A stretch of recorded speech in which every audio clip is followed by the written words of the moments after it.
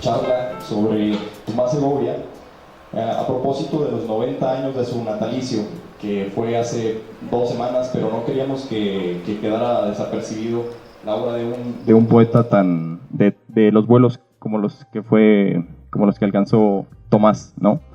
Entonces tenemos nada más y nada menos que al maestro Alberto Espinosa Orozco, que es un especialista en la obra de Tomás Segovia. Bueno, además de mencionar que fue un amigo cercano, como él me platicó, lo platicamos un rato cuando estábamos armando este homenaje precisamente, y pues también tuvo ahí oportunidad de convivir en muchos ocasiones, y incluso yo me atrevería a decir que fue hasta su discípulo y su amigo, ¿no? Bueno, y él ya nos podrá comentar algunas anécdotas, y es un honor, maestro, tenerlo acá, que nos dé esta charla sobre Tomás Segovia, que no se nos pase desapercibido, ¿no? Que rescatar un poco, aunque sea modestamente, con este pequeño homenaje, que Durango quede eh, el registro de que leemos a Segovia y que lo recordamos. Es un gusto, maestro. Gracias por acompañarnos en la charla. Muchas gracias también a la maestra Socorro Soto, la Sociedad de Escritores de Durango, la sede poesía, sede deseo. Era uno de los grandes temas de Tomás Segovia, del que quiero hablar un poquito aquí, quizás empezando con, bueno, 2 o 3 ideas que se me ocurren inmediatamente. El nombre completo de Tomás es Tomás Segovia de los Reyes, como en un país virreinal, ¿no? Decimos, supongo que en España es simplemente Tomás Segovia Reyes. Es decir, estamos hablando de un monarca que tenía además una cualidad que ya no tienen las monarquías, que es la majestad, su majestad, Tomás Segovia. Un hombre apasionante, al que se le ha calificado, no solo por mí, sino por muchos de sus discípulos, como un genio de la lengua. Vi un homenaje que le hicieron, por ejemplo, en Puerto Rico, calificándolo con el adjetivo mayor, ¿no? Que quizás no sea genio, sino humanista. En fin, no es un homenaje, sino una rememoración. No sé si se pueda decir conmemoración, porque por el atraso, por el apeñuscamiento allá lejos en la sierra de Durango, pues no saben muy bien quién es Tomás, no lo conocen muy bien, quizás se ha leído poco, y entonces haré algunas rememoranzas personales, también como me molestan a mí los homenajes póstumos, ¿no? Creo que deben de ser en vida, pero no por ello dejo de recordar la raíz latina de la palabra homenaje, porque Tomás tiene que ver con todo, como un autor clásico que es romántico, pero a la vez clásico, ¿no? Entonces tiene que ver con todo de lo que se hable. La palabra homenaje viene del latín hominaticum, que se acuñó en Provenza, que es el sur de Francia. En Provenza hubo un gran movimiento espiritual de donde surgió el amor cortés, que tiene que ver con el romanticismo. Era la novela romántica, la novela de la rosa, y consiste más o menos en lo siguiente. Bien, bueno, en principio, la palabra hominaticum, homenaje, lo que quiere decir es juramento de fidelidad a un rey, Tomás Segovia Reyes, en este caso, a un superior o a un igual, porque Tomás, por su majestad, tenía una actitud perfectamente antiautoritaria, un rasgo aristocrático del que voy a hablar en un momento, auténticamente aristocrático, y hizo una casa en Riad, en la Provenza, se fue a vivir unos años porque uno de sus mitos, bueno, por supuesto es el de Orfeo, ¿verdad? El mito del poeta, el mito del poeta que va al infierno a intentar rescatar a Eurídice. Pero otro de sus mitos era el del nómada, el hombre que tiene su casa en todas partes, que sale a lo expuesto para hacer la casa del hombre, es decir, para fundar lo humano. También era romántico, uno de los grandes defensores del último gran movimiento espiritual, según decía él. En cierto sentido le creo, aunque Mircea Eliade lo combate. Dice que el romanticismo es más sentimental que simbólico. Sería más romántica en este caso Sor Juana Inés de la Cruz, ¿no?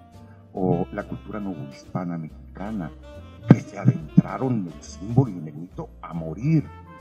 Pero en fin, efectivamente, en el romanticismo había un movimiento de recuperar el mundo simbólico, el viaje a Oriente, de Théophile Gautier, por ejemplo, o los viajes efectivamente orientalistas que no llegaban ni a Egipto, de toda la pandilla de aquellos románticos fabulosos, Gerard de Nerval, entre otros. Bien, una de las características, como mencionaba, del romanticismo es una serie de normas de conducta muy peculiares que surgieron en la Provenza, en el sur de Francia, en esa época. El amor cortés, que se llamaba vasallaje, es decir, los trovadores, los poetas, ya me estoy oyendo un poco mejor, los trovadores, los poetas, no solo rendían vasallaje al rey, sino a la dama. Es decir, es un poco la Virgen, ¿no? O Magdalena. No solo está la majestad de Cristo, sino la majestad de la Virgen, de la musa. Bueno, la mamá de la musa, de la que voy a hablar un poquito después, se llama Mnemósine, es la memoria, que es otro de los grandes mitos, de los grandes amores de Tomás. Tomás no solo le rendía vasallaje al rey, porque simpatizaba con el cristianismo, dice Ramón López Velarde por ahí, gusto del cristianismo porque el rabí es poeta. Bueno, le pasaba también a Tomás, le gustaba el cristianismo porque es muy poético el cristianismo, y entonces rendía vasallaje a la metafísica, es decir, se volvía enemigo de la modernidad. Pero también le rendía vasallaje, quizás sobre todo, porque uno de los otros tantos mitos que largamente cultivó Tomás y que se ofendía ante mis críticas era un mito moderno, de Tirso de Molina, el mito de Don Juan, el mito del seductor. Bueno, a ver si puedo hablar un poco después de ese contenido. El rendirse ante las mujeres y aprender de su humanidad. Yo tengo un poco un prejuicio y por eso soy un cenobita, un anacoreta, un ermitaño, porque las mujeres a la vez, desde el gran mito, ¿no? Madre Eva, está muy determinada por el alma inferior, y entonces siempre prefiero un poco la ascensión, la altura del espíritu, que en cierto sentido llega a través de la palabra espiritual de Cristo. Pero en fin, Jesucristo tuvo un gran amor que era una prostituta y la convirtió, le expulsó 7 demonios, es Magdalena, ¿no? Yo le rindo vasallaje más bien a la memoria, por razones que tal vez pueda ir desbrozando un poco más adelante. Bien, por la parte del homenaje, ahí está, vamos un poquito ahora al siguiente paso, que es la aristocracia. Se ha descalificado. Yo he tenido muchos amigos aristócratas. En Durango mis amigos han sido grandes aristócratas y están muertos. Porque han sido, es por eso decayó la aristocracia, ¿no? Por su inclinación a los placeres, a los vicios. Y es cierto, tienen un poco de eso. Y sobre todo en nuestra época de dictadura del proletariado, es decir, de dictadura imperfecta, cada vez más, ¿no? Más imperfecta y más problemática, y más fascista, diría yo, más masificada, siguieron con una relación con la riqueza, que es una de las características también un poco monárquicas de la aristocracia, pero en pureza. La esencia de la aristocracia me sigue cautivando a mí, que es un mundo de cultura, que es un mundo de sensibilidad y que se caracteriza básicamente, creo yo, por dos actitudes que lo definen: la lucha, la pelea, pero una pelea que no es el insulto, no es el adversario, no es la dialéctica, esta que me estoy quejando un poco, ¿no? Las lamentaciones, las endechas de Segovia, que es eliminar en la síntesis superior a uno de los cabos de la dialéctica, en este caso la burguesía, en favor de algo que a mí me parece bastante barbárico, dogmático, autoritario y tiránico.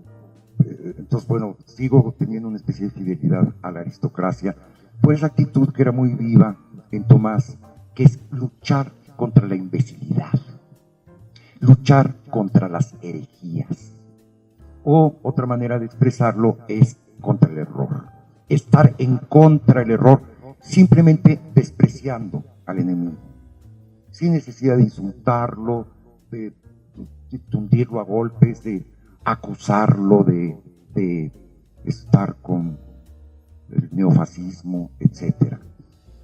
Bueno, Tomás tuvo mucho de eso. Era un aristócrata que despreciaba en bloque a la modernidad, cosa en que yo he seguido sus pasos y en cierto sentido así me ha ido. La modernidad se ha prolongado, vivimos lo que también se ha llamado la época contemporánea, que es el último punto, el último fragmento de la modernidad, que también se ha llamado tardomodernidad, ¿no? Entonces, uno de los rasgos de la modernidad fue el dogmatismo, cuando menos es gente que piensa y que tiene sus métodos y su dialéctica. El rasgo de la posmodernidad resulta aterrador, porque la gente ya no sabe lo que piensa, en cierto sentido no piensa. Se ha agravado el conflicto, en cierto sentido, por ello estamos al fin de los tiempos, ¿no? Dicen por ahí. Creo que es cierto. Tengo un poema, me va a costar un poquito de trabajo localizarlo, que se llama Tiempo Final, que leeré un poco después, ya ahorita no, sino que sigo con el hilo. Bien, Tomás Segovia combatió las herejías, combatió el error y defendió la verdad.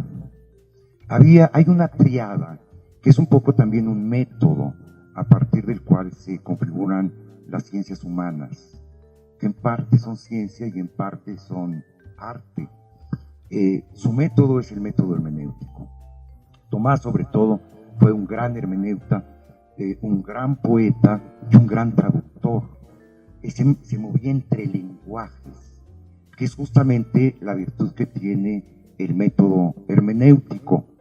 Bueno, tendré que decir algunas cosas. Hermenéutico viene de Hermes, Mercurio, el dios, uno que está cerquita del sol, que es una pelotita que está cerquita, que es el dios de las piedras, ¿no? Mercurio, que escribió más de 30 libros, y además renació. En el Renacimiento se llamó Hermes Trismegisto, y tiene libros fabulosos, que parece que los escribió Marcello Ficino, pero en fin, no sabemos muy bien. Se le atribuye incluso el tarot, que es una una invención de ese tiempo. Bueno, Hermes, que es el dios de las piedras, que es el mensajero, que tiene alas, 4 alas, ¿no? 2 en las patas, las alas talares, y en el gorro, en el morrión, ¿sí? También porque es muy rápido. Es un ángel, es el que va a dar las noticias y está en todas partes. Es un ángel que además es simpático y ladrón. Por eso se le conoce como patrón de los cacos, ¿no? Sin ser un caco demonio, sino un eudemonio. Los ladrones le tienen cierto respeto porque cuando nació le robó como villa. Era un abigeato, ¿no? Tenía muchas vacas, el Apolo, y dijo, pues son mías. Inventó la lira. O sea que los méritos de Mercurio no son pocos y tiene una parte poética interesante. Entonces el patrón de la hermenéutica, que es la ciencia o arte de la interpretación, que es propiamente el método de las ciencias humanas. Bien, Tomás Segovia fue un gran hermeneuta, no solo como traductor, que es el traductor más grande que ha tenido México en el siglo XX, junto con otro monstruo de la traducción que se llamó José Gaos y González Pola, el gran filósofo también español. Bueno, en todo esto hay una tragedia que no puedo dejar de mencionar. Los dos, ambos llegaron a México por una guerra civil, es decir, por una escasez de democracia en su país, y por el establecimiento de una atroz dictadura que fue el franquismo, ¿no?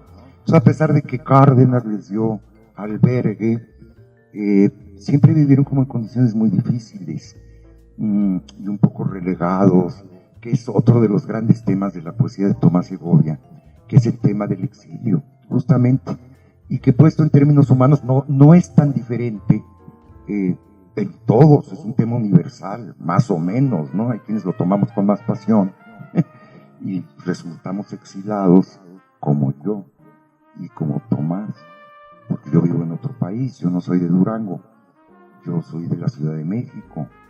Entonces en Durango no se dan cuenta que son un país aparte, incluso creo que no se dan cuenta que viven como encajonados, que el tiempo no corrió, que viven en 1950, nadie les ha dicho que aquel tiempo se quedó pegado, ¿no? Cosa que sirve mucho también ser extranjero para ver esas cosas. Les diré un poco más de Durango un poquito más adelante. Bien, entonces algo de la biografía. Yo calculo que Tomás tradujo no menos de 100 libros cardinales en la cultura universal al español. Tradujo también del italiano a Giuseppe Ungaretti, mucho del francés por razones que voy a aducir más adelante, y alemán no.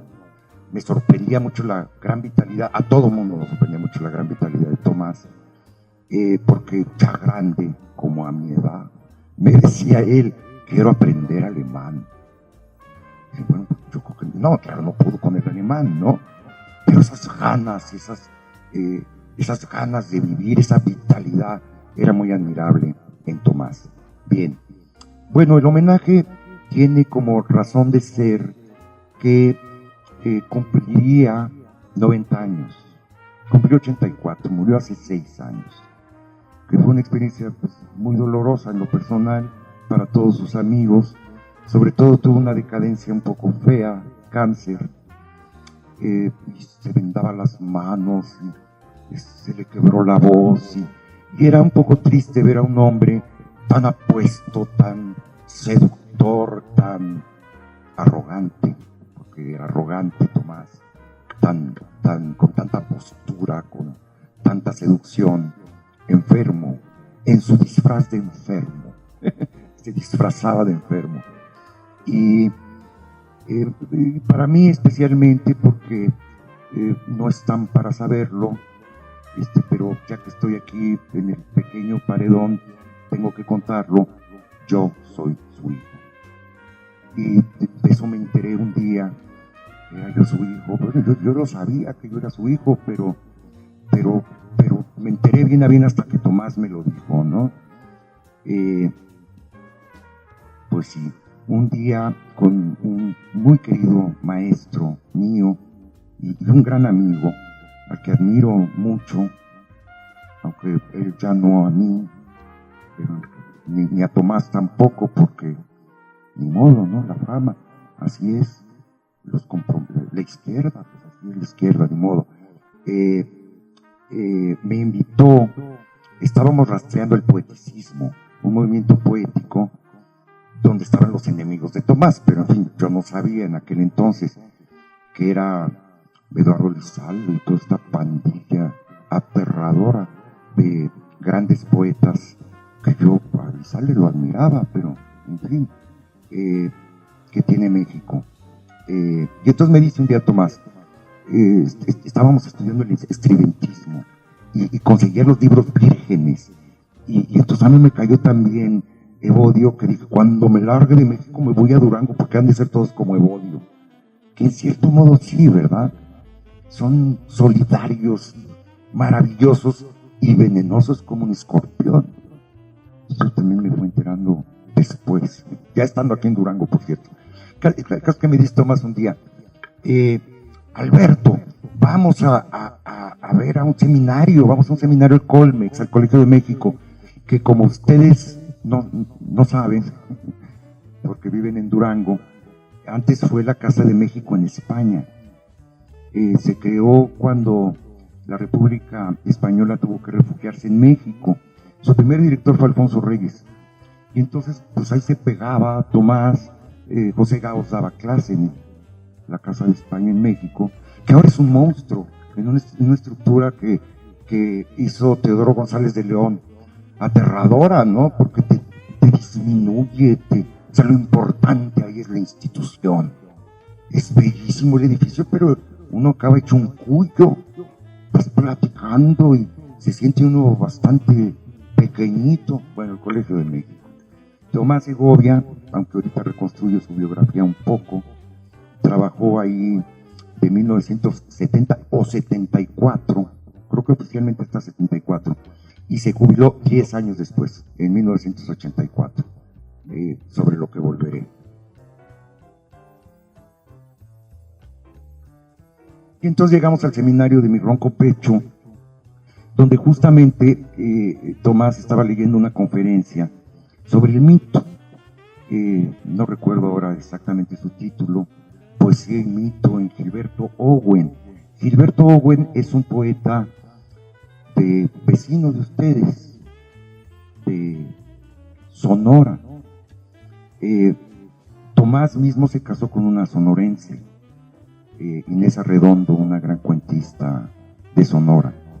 Entonces tenía una relación y estudió a uno de los grandes poetas y estaba dando una conferencia sobre Owen, justamente sobre un tema muy suyo, el tema de cómo los poetas mitifican la vida.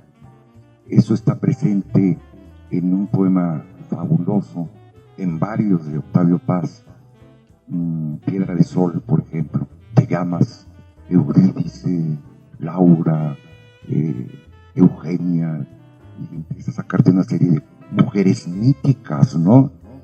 Y también en un último poema de él que se llama La Marea, que es un poema, bueno, claro, porque como yo era hijo de Tomás, pues terminé trabajando para Octavio, y Tomás nos quería ayudar porque, pues como me dediqué a la filosofía y a la poesía, nos empezamos a morir de hambre y a vender las charolas de plata de mi papá y cosas así, ¿no? Y entonces Octavio le dio chamba a mi mamá y Krause también, y ese poema es de mi mamá, es el penúltimo poema, un poema muy largo. Entonces a la hora que lo leí dije, es que eres tú.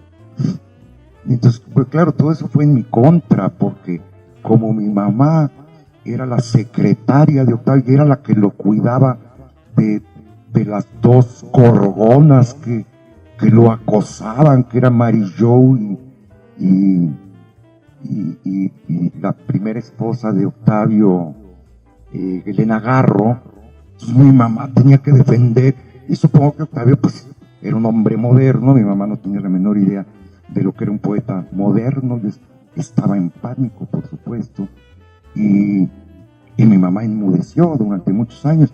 Y entonces un día me llegó la revista Vuelta, leí el poema y le dije, eres tú, tú eres la marea, ¿no? Bueno, es algo que solo sabe mi mamá en el cielo, la memoria, Octavio, que también, pues si no, en el cielo no está, y yo, porque pues ya después nadie quiso saber de la marea. Y Tomás tiene un poco de culpa en todo esto, simplemente para algunas anécdotas. Entonces sigo con mis anécdotas. Perfectamente, voy a ello, empiezo con eso.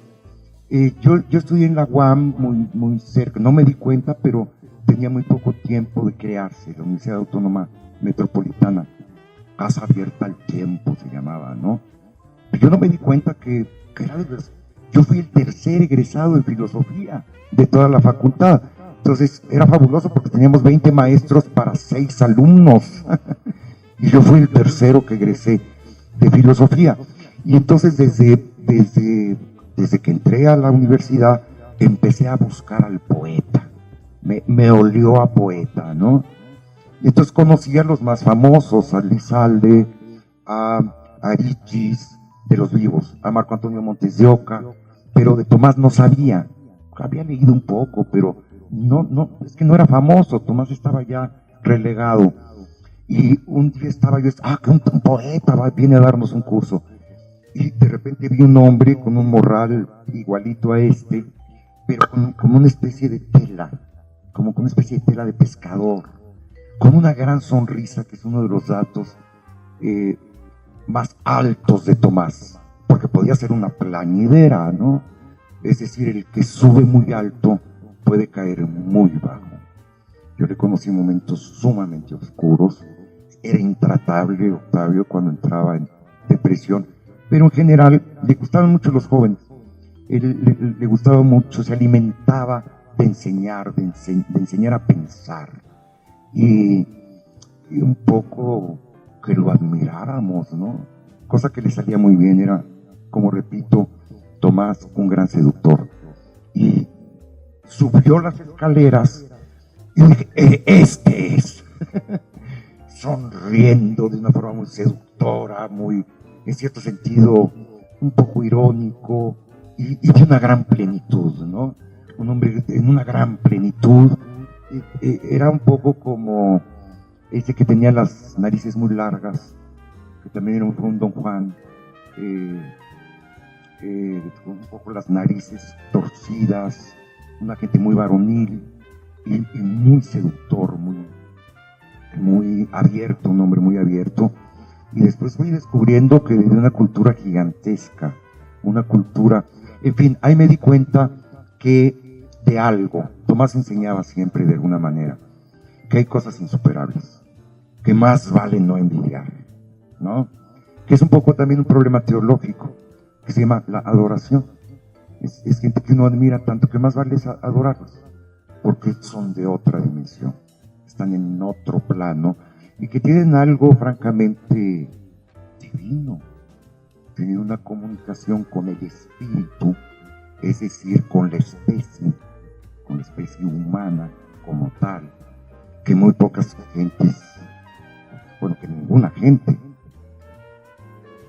alcanza.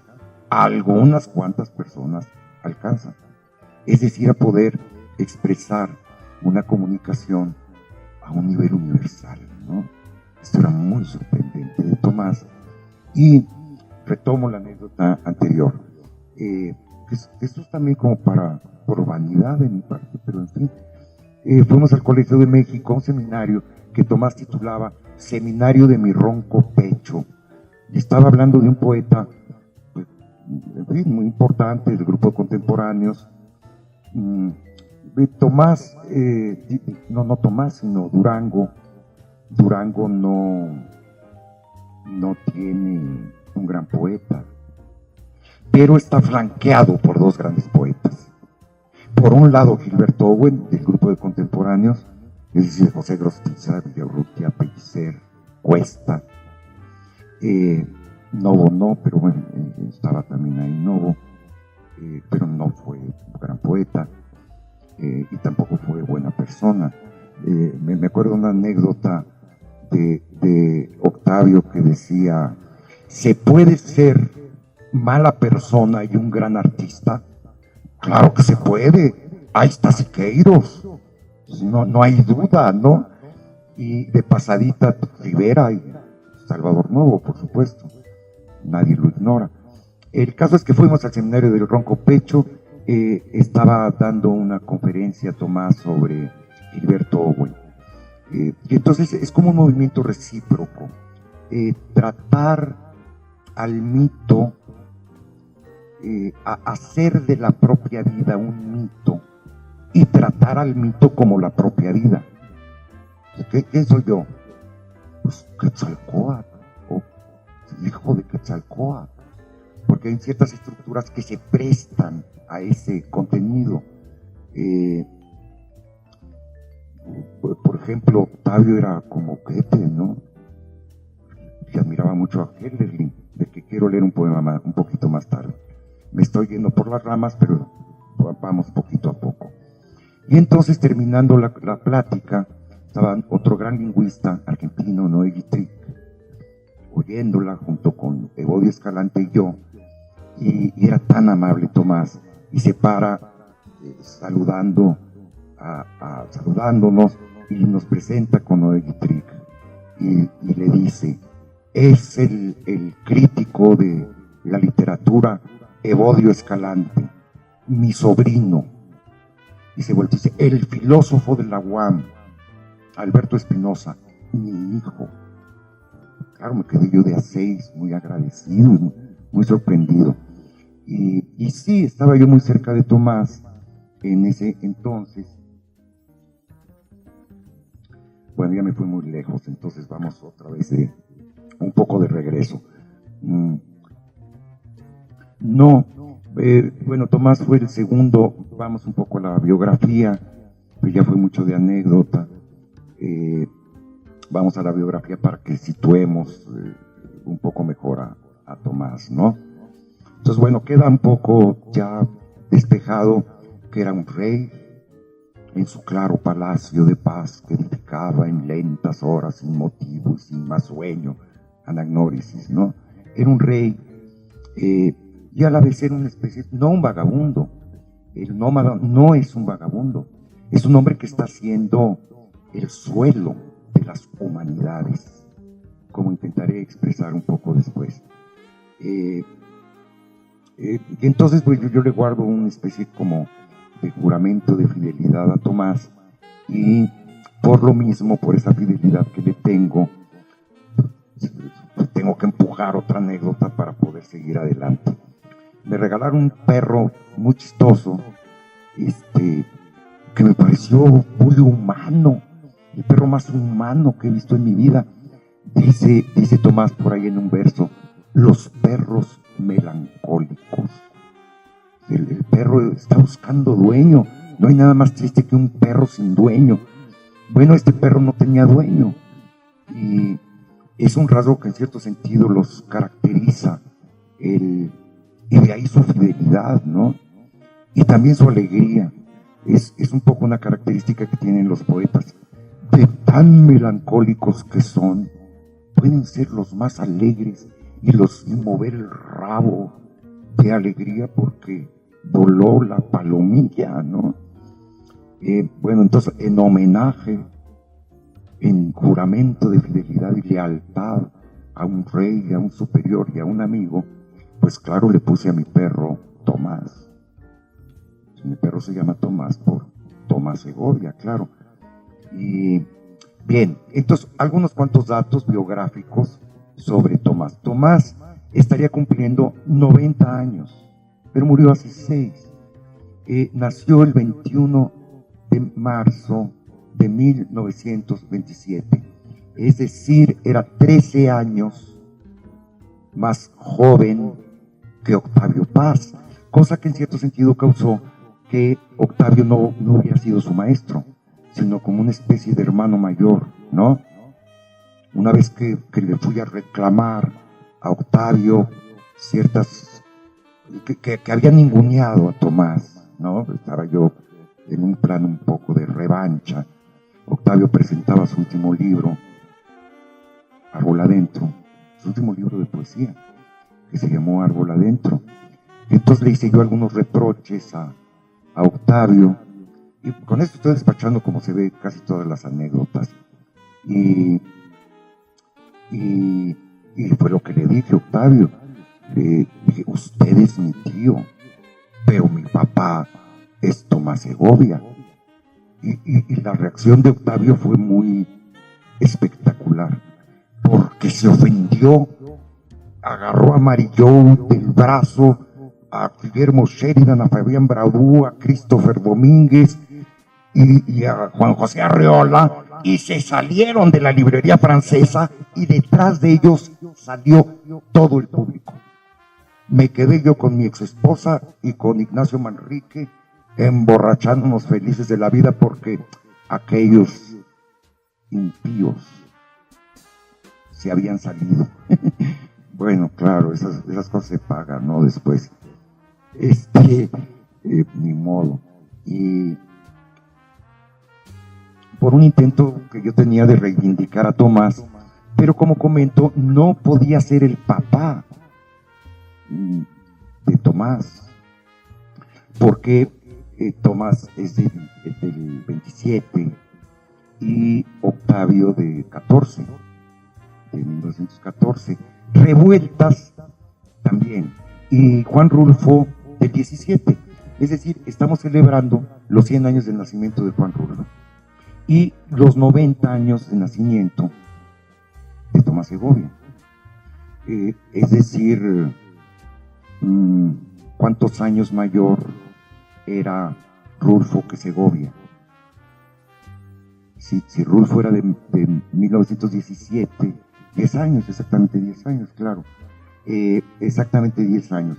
Y entonces se dice que por ahí, que como que no dejó escuela Rulfo, ¿no? Que Pedro Páramo y Llano en Llamas son inalcanzables, y sin embargo hay un libro fantástico que escribió mexicanizándose, que es un libro absolutamente mágico y pueblerino, pero en fin, en la onda más poética de Tomás Segovia, que es Trizadero, que es este libro de Trizadero. Y bien, voy ahora a la biografía. Tomás Segovia nació el 21 de marzo de 1927 y murió a los 84 años de edad el 7 de noviembre o de diciembre, no recuerdo bien, de 1911. Yo ya tenía 11 años aquí. Murió en México porque iba de ida y vuelta. Vivía en España, gracias a un premio que ganó, el premio Octavio Paz. Le dieron $100,000 y se compró un pisito, porque un poco era pobre Tomás, ¿no? Fue medio pobre toda su vida. Y entonces se compró un pisito en España, iba y venía, y tuvo el símbolo, la gentileza de venir a morir a México, ¿no? Bueno, pero él nació en Valencia, como repito, el 21 de marzo de 1900. Ese es Rulfo. 27, ¿verdad?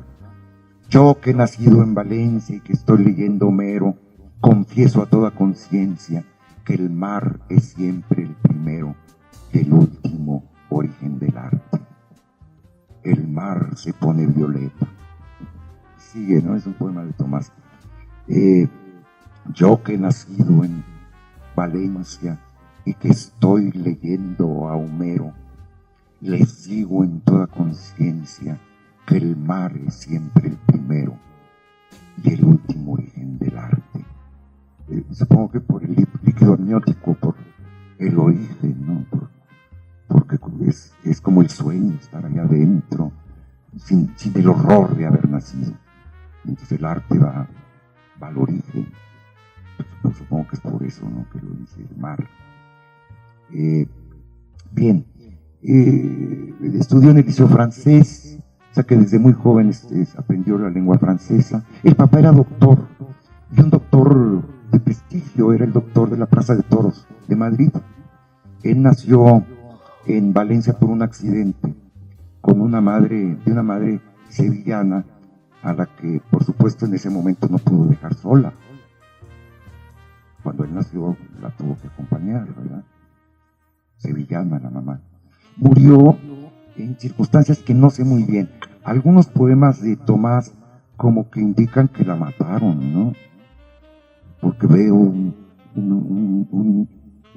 invisible brazo que apuñaló a mi madre. Es uno de los más bellos poemas que tiene Tomás por ahí. El papá tampoco se sabe muy bien. En las biografías dicen que murió a los 2 años, pero yo lo dudo.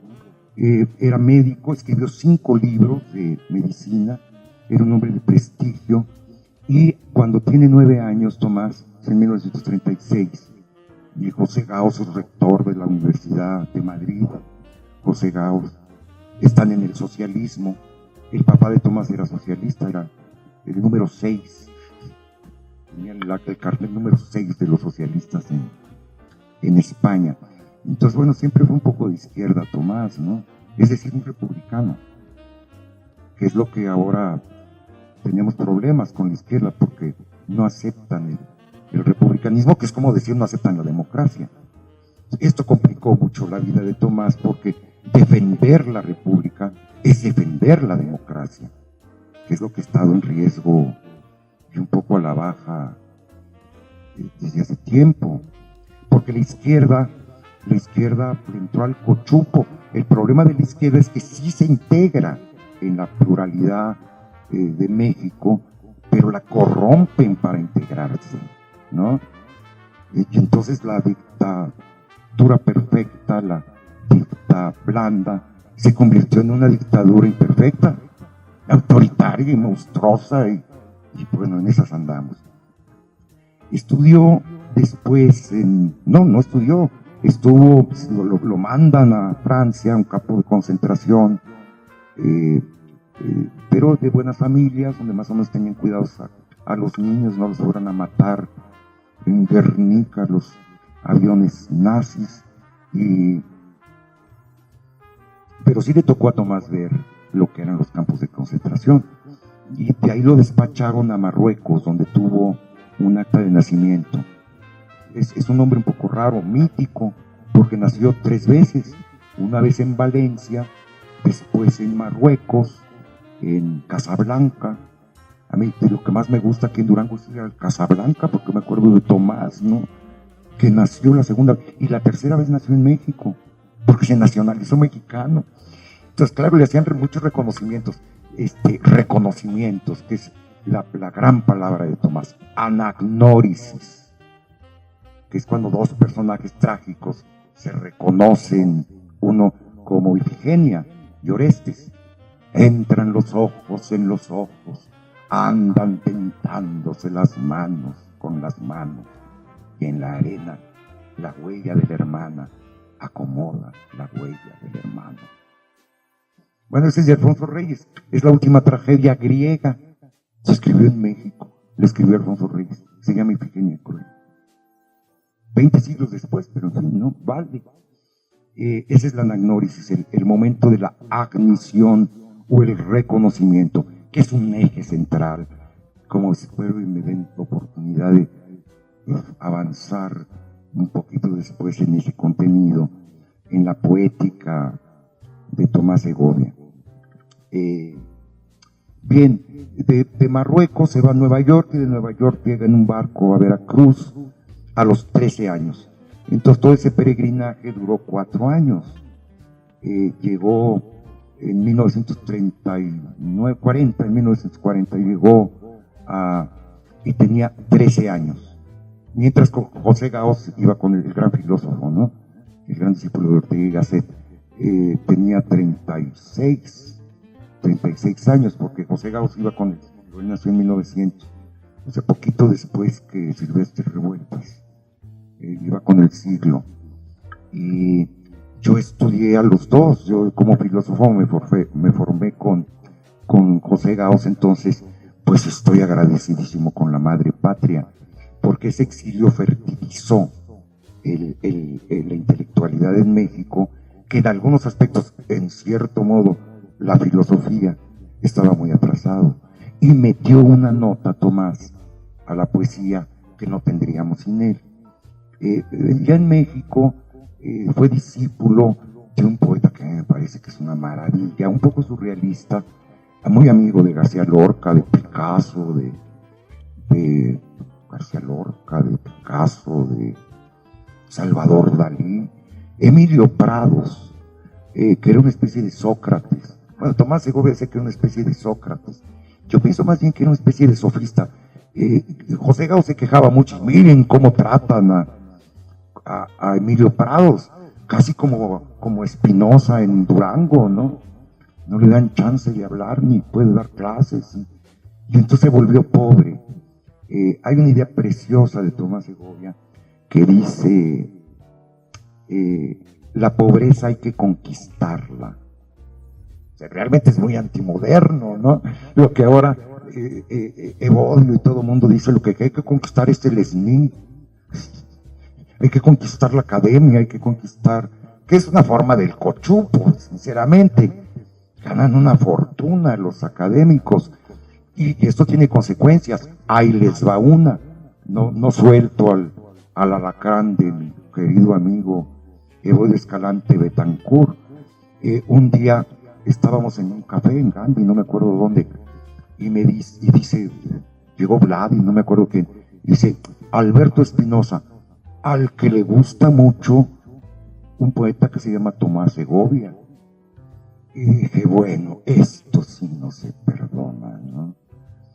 Tan no se perdona que en la antología que hizo se la sopló a otro alacrán, pero ese sí entrevistó muchas veces a Tomás, que es Leiva, que es Ángel, José Ángel Leiva. Hicieron una antología donde no está Tomás, cosa que me parece que merecen ser quemados en leña verde como herejes, ¿no? Porque es un grupo dominado por la izquierda.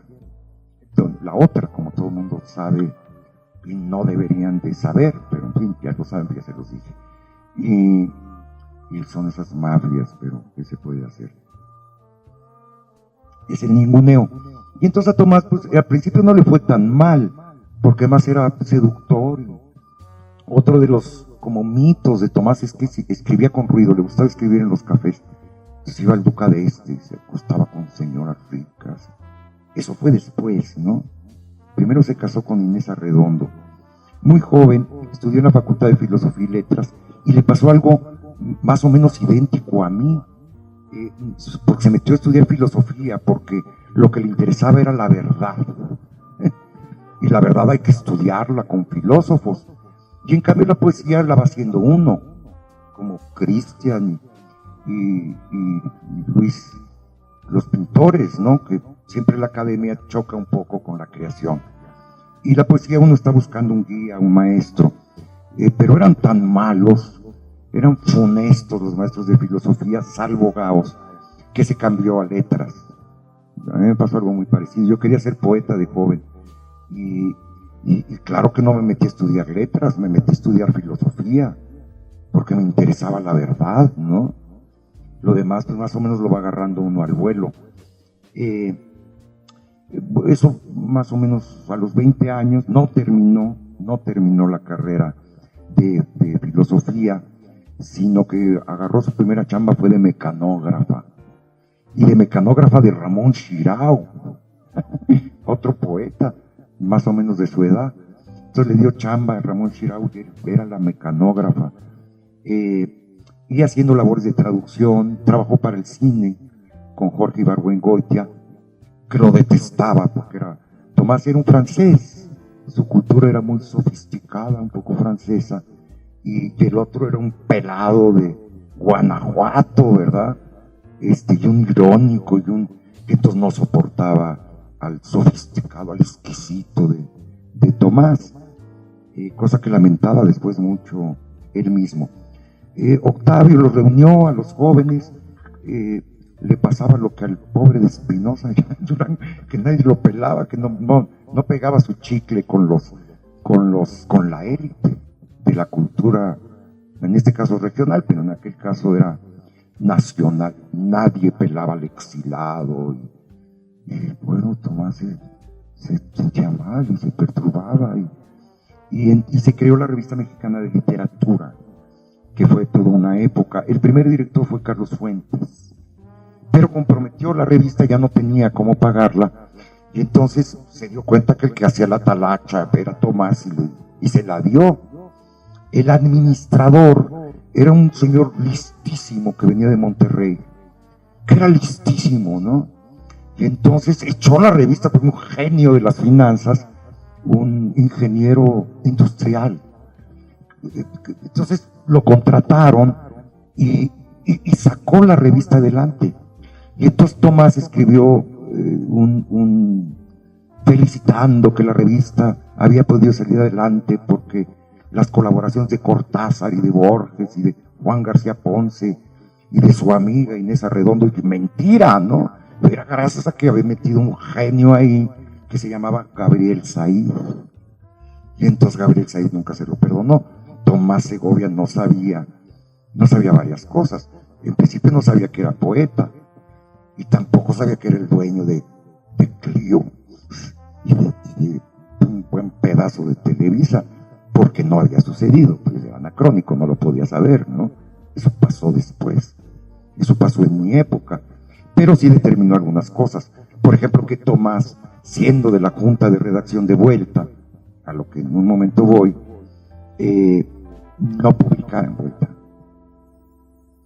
Estaba José de la Colina, Juan García Ponce, Salvador Elizondo, Alejandro Rossi, si no recuerdo mal, también Octavio Paz, el idiota de Krause, ni modo, ¿no?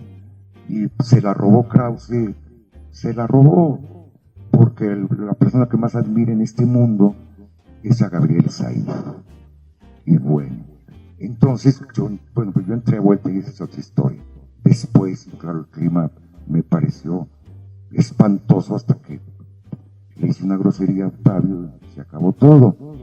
O sea, destruí mi carrera de escritor porque me peleé con Octavio en público. Y en fin, pero seguí después, fue seguido. Sí. Por favor. A eso voy. Qué bien. Bueno, eran poemas chiquitos, era muy joven Tomás. Entonces va a Francia en 1964, 1968. Después de haber estado en Montevideo un tiempo, creo que ya cuando se separó de Inés Arredondo, la gran cuentista de Sinaloa, y es ahí donde escribe su libro fantástico, ¿no? El libro más importante.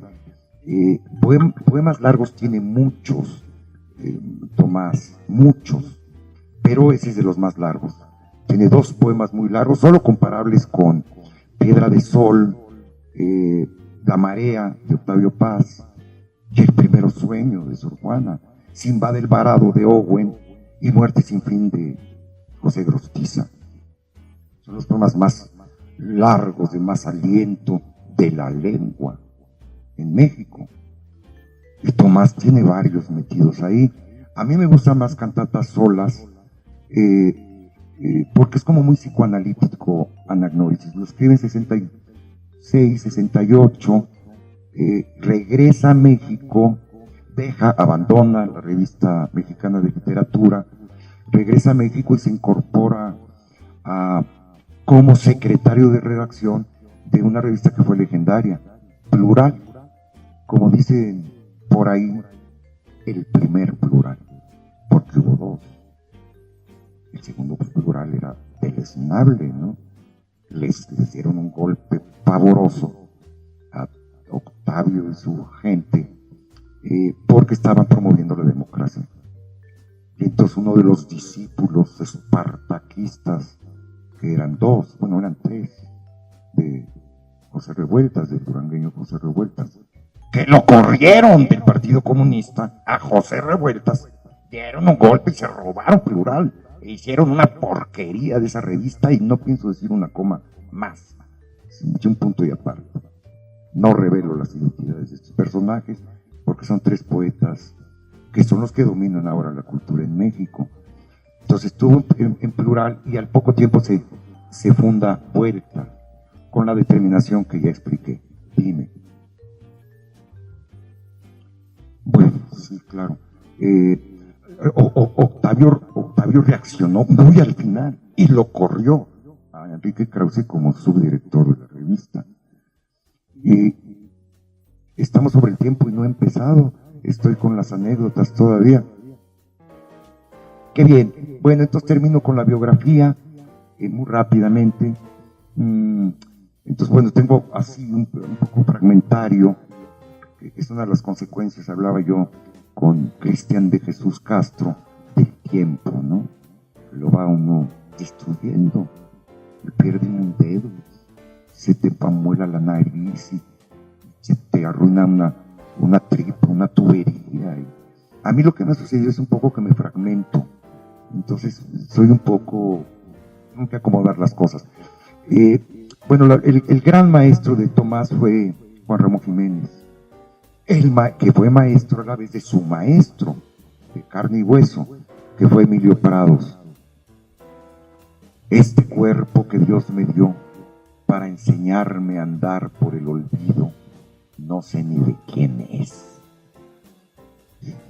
Un verso, un día se lo dije a Tomás y se quedó fascinado que yo estuviera leyendo a Emilio Prados.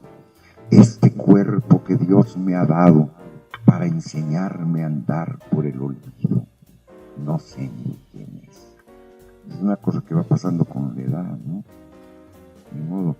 Y bueno, entonces muy rápido ya con la biografía. Tomás fue editor de libros, era muy sorprendente, me da un poco pena enseñárselos, pero un día fui al Colegio de México y sácatelas, me da un libro hecho por él.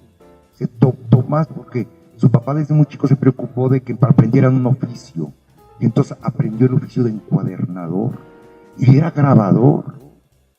Tomás hacía grabaditos, pinturas, eran horribles, ¿no? No del todo. En fin, a mí me parece como muy ingenuo, ¿sí? Pero tenía una prensa en su casa que se llamaba La Tomasa, donde hacía sus grabados, y nos regalaba a sus amigos poemitas navideños con un grabado impreso. Bueno, ya no participa en Vuelta, y uno de sus discípulos empieza a publicar sus libros, que es José María Espinaza, ¿no? En una editorial que él tiene que se llama Editorial Sin Nombre, que es dueño de la Universidad Sor Juana Inés de la Cruz, que es el dueño de la Casa Lam. Bueno, ese es Chema Espinaza, pero en fin, problema de Chema, ¿no? Él no conquistará la pobreza, pero está conquistando con la culpa. Chema Espinaza. Sus discípulos eran esos: Chema Espinaza, Carmen Bullosa, Pancho Segovia, que fue el único con el que pude hacer una poca de amistad, y Aura y algunos otros más. Bueno, es que ya se me fue el tiempo y no he empezado. Ya no llegué a el contenido que me interesaba, que era hacer una poética, explicar un poco, pero lo pueden encontrar en un par de semanas por escrito en mi blog, porque ya no pude llegar a desarrollar ese tema. Por los 80 publica Cantatas Solas, y después son 30 libros. Entonces simplemente quiero destacar 2 o 3 cosas. Los premios los ganó todos, los importantes. Bueno, el Nobel no, pero le dieron 3 veces el Alfonso X en España, ganó el premio García Lorca en España, el Octavio Paz, el Juan Rulfo también lo ganó. ganó varios premios. Y el último año de su vida incluso lo nombraron doctor honoris causa en la Universidad de Francia, creo. Ganó muchos premios, y enfermó de cáncer, se puso muy mal. Los últimos años fueron penosos, y escribió, digamos, para hacer como un dibujo. Sus primeros poemas fueron muy sintéticos, de los que les voy a leer 2 o 3 y con eso cerramos todo, con poemas muy chiquitos. Después escribió poemas de gran aliento en la parte central de su obra, poemas muy impresionantes, muy metafísicos, muy filosóficos también. Ceremonial del Moroso, Cantatas Solas, Anagnórisis y otros que tiene por ahí. Y al final de su vida es una poesía muy sintética, como muy pequeñita, es decir, es una obra muy bien labrada, muy bien concebida y un poco visionaria, porque los temas del principio se ven al final, y también un poco cómo va creciendo. Es como muy orgánica la obra de Tomás Segovia. Y Yamil me pide que lea unos poemas de Tomás, y no los atormento ya mucho. Con 2 o 3 poemas creo que será suficiente.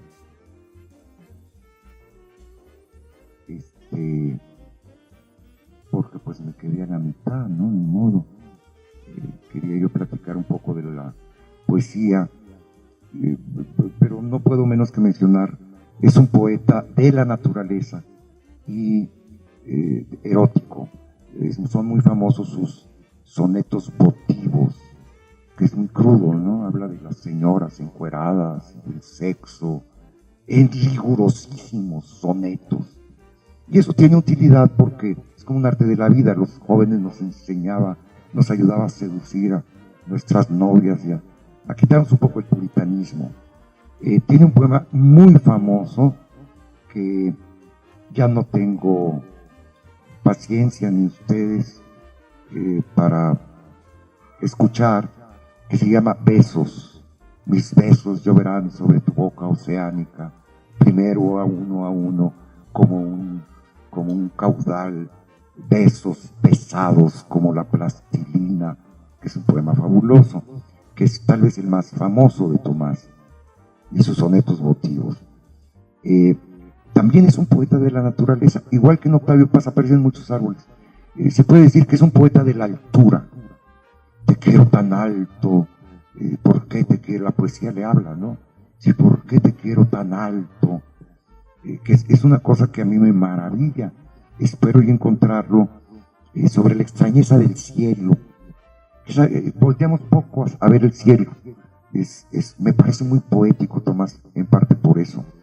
Bueno, entonces ya que ha sido una plática de más que poética y poema, porque ya me latía que no me iba a alcanzar el tiempo, esta plática, esta charla, pues ni modo, se va a llamar, el título pudo haber sido Tomás Segovia y yo, pues ni modo, ¿no? Fue muy anecdótica. Entonces, como así fue, pues sigo. Lo encontré, siempre estábamos tomando café y yo lo buscaba por todas partes. Me llevaba cafés de señoras, uno que se llamaba el Duca de que a mí me parecía muy misterioso todo eso de Tomás, pero en fin, yo iba. Y estábamos en el Parnaso, y entonces me di cuenta de cómo se inspiraba. Y me quedé absolutamente lelo, me quedé bobo de cuál era el método de inspiración. Se inspiraba en los árboles, y claro, en las chavitas que se iban sentando ahí, ¿no? Yo me dije, es que esa fue novia de Pancho. Estábamos, pues claro, vueltos locos,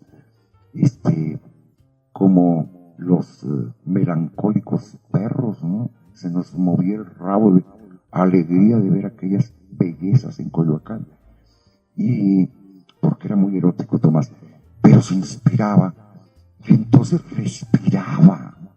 Un día Torres Cabral nos contará su método. Yo, por ejemplo, me inspiró de puro oído y en la soledad más absoluta, tengo que oír el verso. Y Tomás no, Tomás lo husmeaba, lo olía, y era una cosa de los ojos, se metía entre las hojas y miraba al cielo, que tiene una cosa muy curiosa, el cielo, que es azul, es un poco, hay un verso que espero encontrar ahora, y con ese cierro, leo ese verso nada más, que es muy chiquito y cierro, que dice, el cielo quiere que lo dejen solo. Que me parece una maravilla, ¿no? La extrañeza de que vivimos en un mar inverso, en un mar que donde está la ley depositada, la promesa, y que es frío, y que quiere que lo dejen solo, que es casto y puro y sin mancha, y que nos lava, ¿no? Que nos manda la lluvia, y nos hace señales divinas, o sea, misteriosas, y que no entendemos muy bien porque es muy alto. Tomás no iba tan alto, se quedaba en los árboles, y entonces se puede considerar que es un poeta, diría yo, es un poeta de la naturaleza, es un poeta erótico, es un poeta de la orfandad, es un poeta del exilio. Y entonces, pues leo un poema y chan.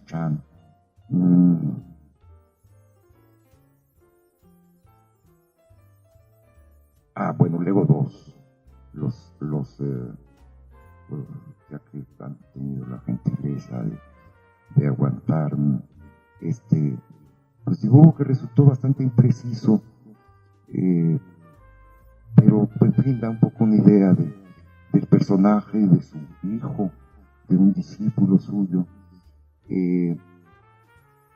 No volverá, de Tomás Segovia.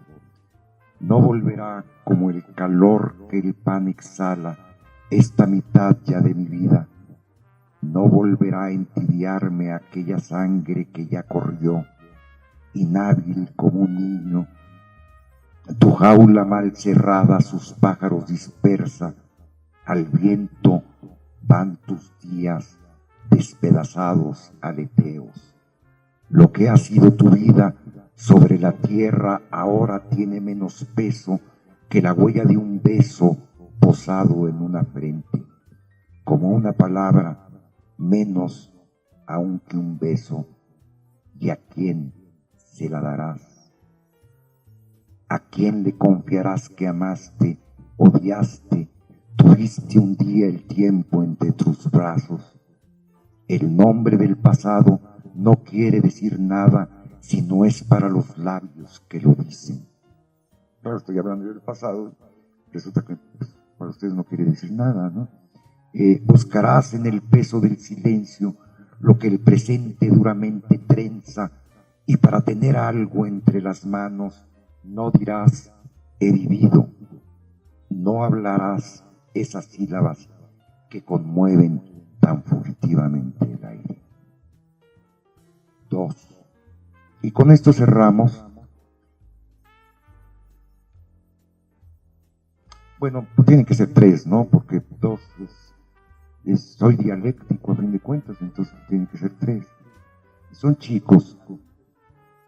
Sí. El primero fue como narcisista, que tenía, ya no puedo desarrollar, porque era un poco narcisista Tomás. Que esa tristeza que tiene la vida, ¿no? Que es para mí y que para los demás pues, nada, ¿no? Es un soplo, no significa. Este es erótico, y entonces ya entran las señoras y cosas más bonitas. El amor prisionero se llama. Llevo un amor tan hermoso como un mar dentro del pecho. Llevo un amor como un mar en el pecho prisionero. Llevo el mar de un gran amor y no encuentro en qué ponerlo. Tanto cielo en mi amor prisionero.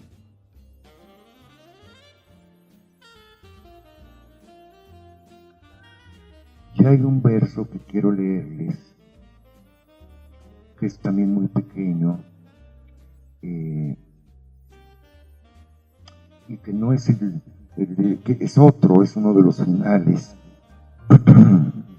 Desde el cielo ya medio se los dije, el cielo quiere que lo dejen solo, se le nota en su vuelo, en su castidad de polo, en el nácar que nos aleja.